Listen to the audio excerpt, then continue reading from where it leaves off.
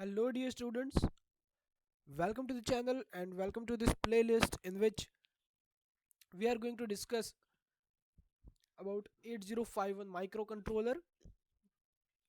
So up until now we have discussed about the basic block architecture of 8051. We have discussed about the pin diagram. We have explored different different aspects of 8051, including different type of signals, commands and controls that we give to it. And we also saw how the memory organization in 8051 takes place. We have seen different registers and how do they operate, how do they assign the uh, priorities, and how do they gather the data as well. And today we are going to discuss about the ports. As you know, there are total 4 ports in 8051 microcontroller. If you have followed the previous lectures, port 0, port 1, port 2, port 3. And if you want to know more about the things which we just have discussed, so you can click the I button on the top right hand side corner of your screen, and it will lead you to my playlist in which you can follow everything. Now talking about ports, the input output circuit of microcontroller is totally versatile. Okay, because it connects the microcontroller to external devices. There are bunch of other devices through which microcontroller can be connected, and it gives you luxury to connect it with external devices and through that the external world. So microcontroller has 4 input output ports, 32 lines total, include uh, one whole line or one whole port consisting total 8 pins. So that would be total 32 pins or 32 lines. Now out of these 32 lines, 24 lines are for one or two and entirely different functions. So although microcontroller is a 40 pin chip, it appears to have 64 pins in total. And as two functions are multiplied in order to decide which function is supported, we need to see how the circuit is connected and how software commands the use of the program to the pin. So again, 4 ports, and all these ports are bidirectional. So each of these 8 ports consist of D type output latch. If you remember the D type latch or D type flip flop, and output driver, it has a D type latch, it has an output driver, and it has input buffer. So now let's see each and every port one by one. Let's see the first one, the port 0. So this is a multifunction port, and it can be used as a simple input output mode for generating data, and lower order address bus for external memory. So one more thing, that it does not have the internal pull up, but whenever port 0 is configured, an output port pull up will be required. So you can see we have the, this is the pin, you have the multiplexer, this is the P0X latch or D flip flop which I was talking about, and you can also see the output driver and input buffer as well, right? The input buffer you can see, and output driver also you can see. So if I want to discuss about port 0 as a simple input port, then there is one thing to keep in mind. Whenever we use port 0 as an input port, a 1 must be written in the corresponding port 0 latch, but it will cause both the output transistors to switch off, and then the pin will float in the high impedance state.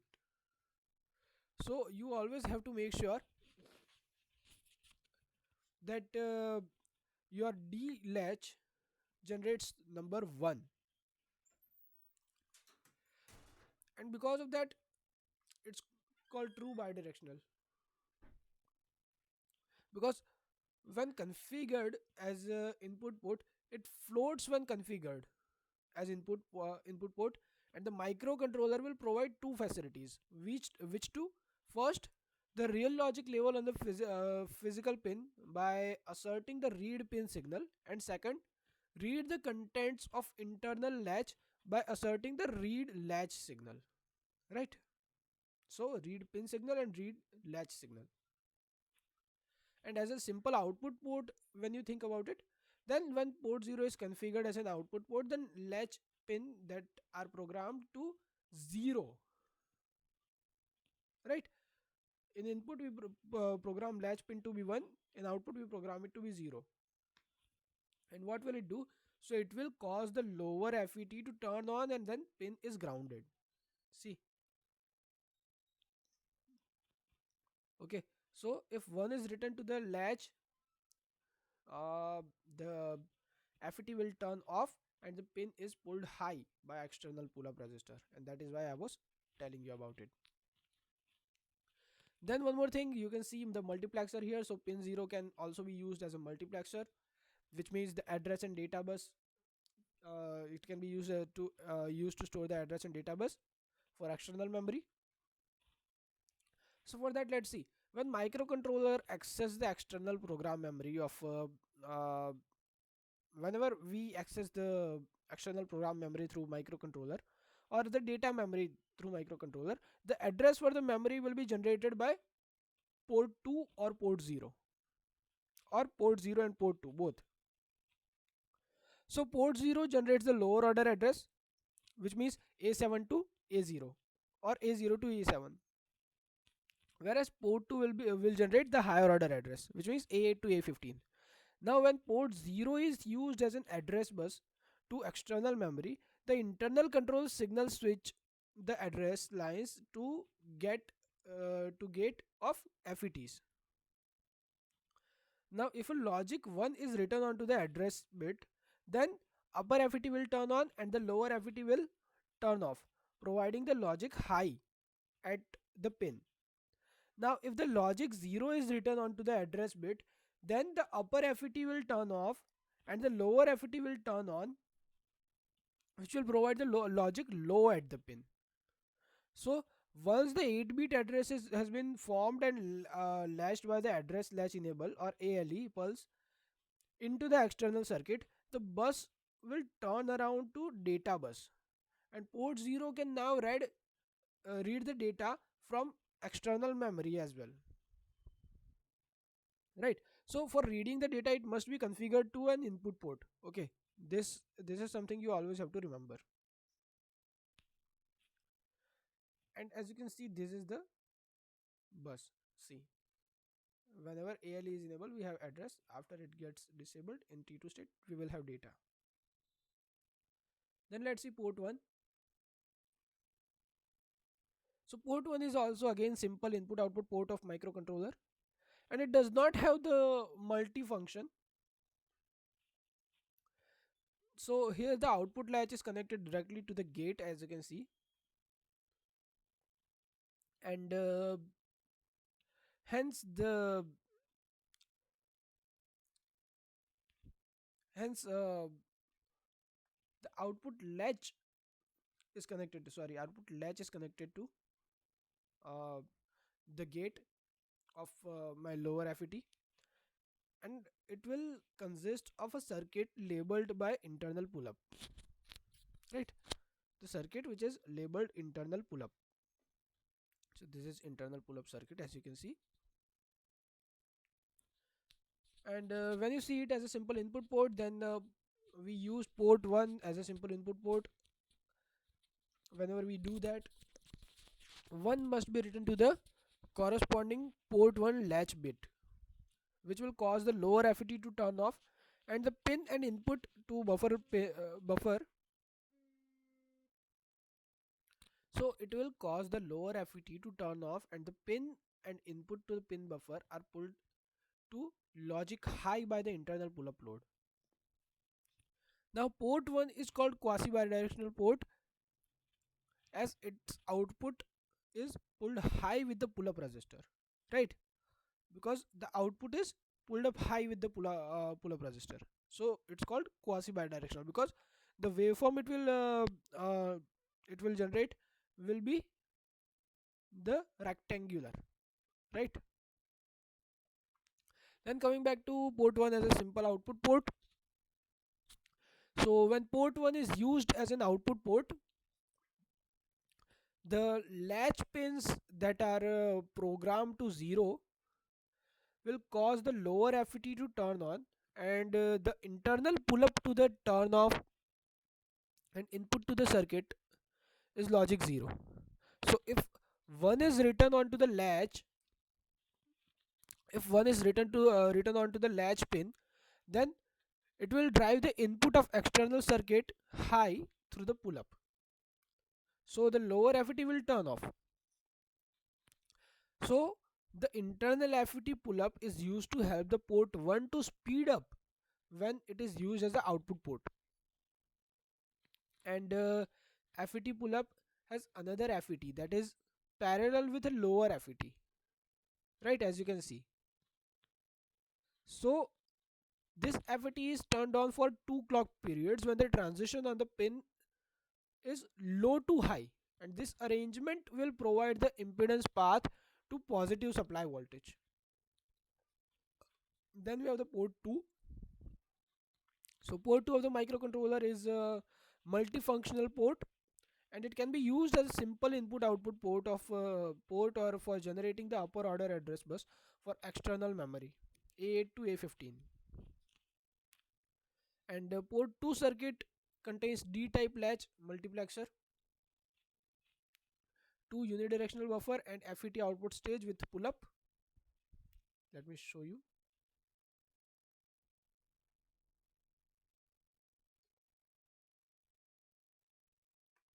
here. So see,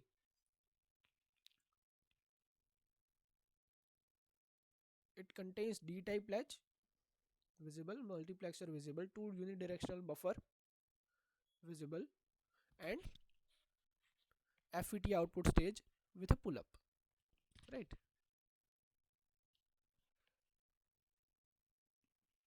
So when we use it as a simple input port, an input port 1 must be written to corresponding the port 2 latch bit.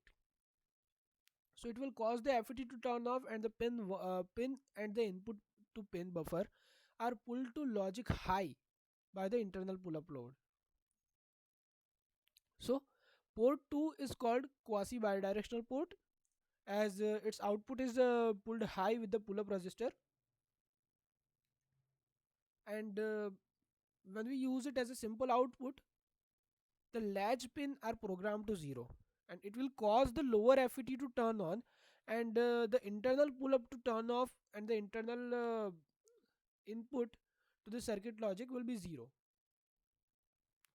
So if 1 is written onto the latch pin, then it will drive the input of external circuit high through the pull up, and the lower FET will turn off. So port 2 is used as a high order address bus for external memory, and as we discussed earlier as well while discussing port 0. But there is one thing which I think everyone should know, that port 2 pins are momentarily changed because of the address control signals. So when it is supplying the higher order address, the latch remains stable because it does not have the turnaround for it does not have to turn around for data input as input port. So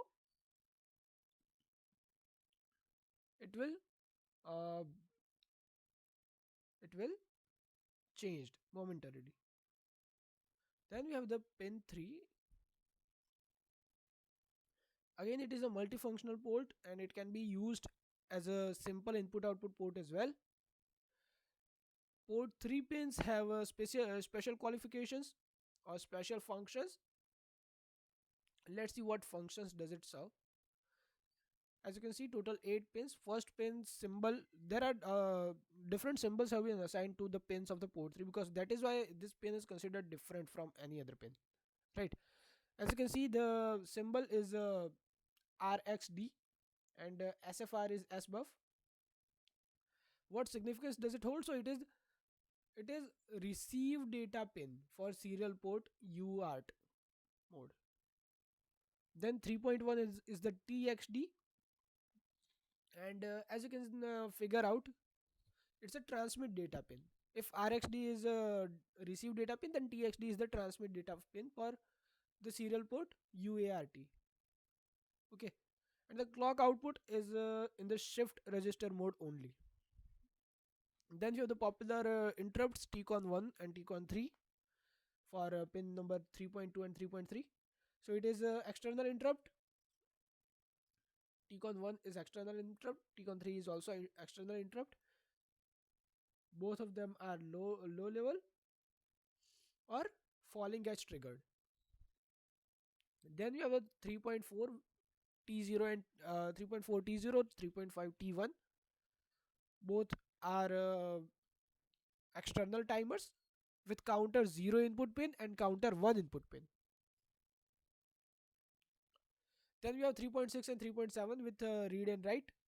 3.6 is external memory write pulse. So it is an active low pulse and we use it for writing. And 3.7 is the read. So it is an external memory read pulse. So whenever data from memory is read, this pulse is active low. And as I've said, unlike port 0 and port 2, where all of the 8 bits simultaneously change for alternate use, each bit of port 3 can be programmed as an input output to perform one of the functions listed here. And here you can see the circuit of the port 3. So again we have the D-type latch, again 3 unidirectional buffers, unlike earlier we had 2 only. The FET with internal pull-up, and as internal pull-up is fixed, port 3 is called quasi-bidirectional port. Now when we want to use the port 3 as a simple input port,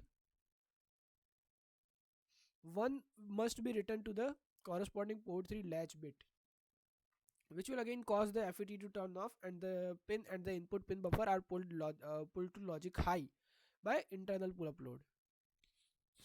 Then we have port 3 as a simple output port. So when port 3 is used as an output port, the latch pins that are programmed to 0 will cause the lower FET to turn on, and the internal pull up to the turn off, and it will cause the internal pull up to turn off, and input to the circuit logic will be 0. Now if 1 is written onto the latch pin, then it will drive the input to external circuit, and it will cause the external circuit to be high through the pull up switch, and the lower FET will turn off. And except both of them, the port 3 can also be used as an alternate functions, like for achieving any one of the alternate functions, another control input alternate control input called as alternate output function is available here on port 3 only. So depending on the logic level present on line, alternate output function on FET will turn on or off. So when the latch bit of port 3 is at logic 1, the output level will be controlled by the control input. Now there is a thing called port loading and interfacing. So the output buffers of port 1 to 3 can each drive the 4 LS TTL inputs, and port 0, when used in external bus mode, the output buffer can drive 8 LS TTL inputs. So in order to drive the input, these ports as a port pin required external pull up to drive any input, right? And they have different CMOS and NMOS parameters based on they drive it. So we are not falling into the details of that, but we will move forward with the timers and counters. So the 8051 has two 16-bit timer or counter registers which are named as timer 0 and timer 1. Both of these registers can be configured independently to operate as a timer on an event counter, and when used as a timer, the register is programmed to count the internal clock pulse. So the internal clock pulse are generated from a constant clock generator, and the count loaded in the registers will give the constant time. So the register is incrementing at every machine cycle, but once machine cycle consists of 12 oscillations period, then the counting rate will be 1 by 12 of the oscillation or oscillator frequency. Now whenever we use as a counter, the microcontroller is programmed to count external pulses. So the incremented register is incremented in response to high or low transition, right? It is incremented in response to high or low transition of corresponding external input, which are T0 T1. So the external input does not have a constant frequency, and it is not used for timing reference. But in order to recognize the high low transition for microcontroller, you require machine cycles, which means 24 oscillation period simply. So the count rate this time will be 1 by 24 of the oscillator frequency. So simply the counter or timer registers are divided into 8-bit registers which are called timer low TL0 and timer high. So two timer lows TL0 TL1, two timer high TH1 and TH0. TL0 and TH0 combinedly forms 16-bit timer 0, and TH0 and TH1 forms combinedly 16-bit timer 1.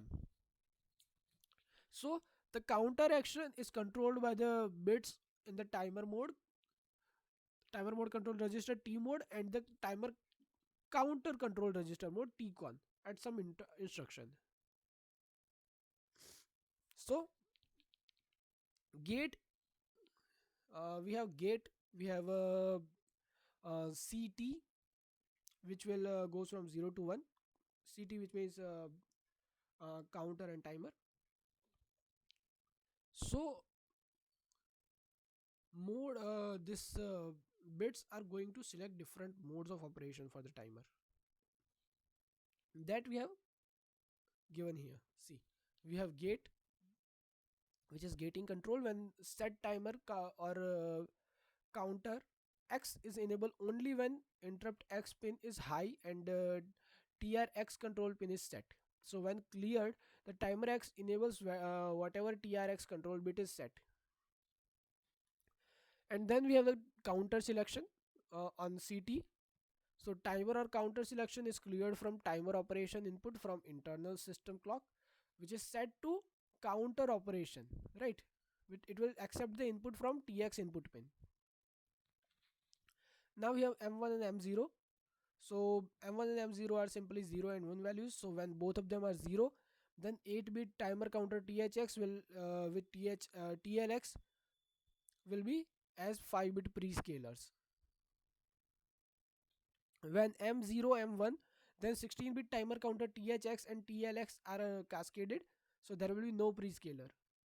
When M1 is 1 and M0 is 0, then 8-bit auto reloaded timer counter THX holds the value which is to be reloaded into TLX each time it overflows. When both of them 1, M1 and M0 both are 1, that means TL0 is an 8-bit timer counter controlled by the standard timer 0 control bits, and TS0 is an 8-bit timer only controlled by the timer 1 control bits. Okay. So here gate is controlling the pulses which are given to timer. CT will select either counter operation or timer operation based on the modes different 0 and 1.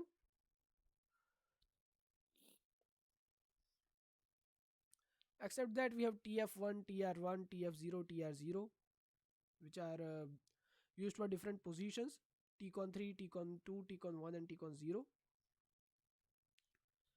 So when we use TF0, uh, and we have modes for every single counter.